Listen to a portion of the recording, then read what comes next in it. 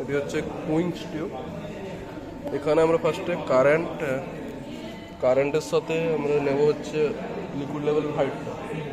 তো লিকুইডটা বানানোর জন্য আমরা প্রথমে নিচ্ছি 8 গ্রাম স্যাম্পেল 8 গ্রাম স্যাম্পল MnO2 স্যাম্পল, আর হচ্ছে 16 ml ওয়াটার। হ্যাঁ ঠিক আছে, এরপর আমরা কারেন্ট ভার্সেস ম্যাগনেটিক ফিল্ডের একটা ক্যালিব্রেশন করব।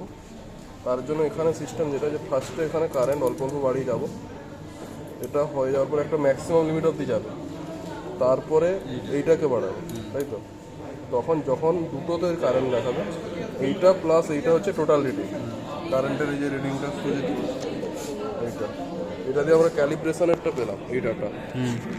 এরপরে ক্যালিব্রেশন হয়ে যাওয়ার পর আমরা ওখানে স্যাম্পলটাকে রাখবো, স্যাম্পলটাকে রেখে যাতে দেখা যায় স্যাম্পলটা মিডিল পজিশনে একটা থাকে। ঠিক আছে, এরপর এটা হচ্ছে আমাদের ভার্নিয়ারের মানে স্কেল, আর এটা হচ্ছে মেন স্কেল। এইখানে দেখা যাচ্ছে এই জিরো দাগটা যেখানে টাচ করছে তো এইটা, এবং এখানে যখন আমরা করসপন্ডিং কারেন্ট চেঞ্জ করবো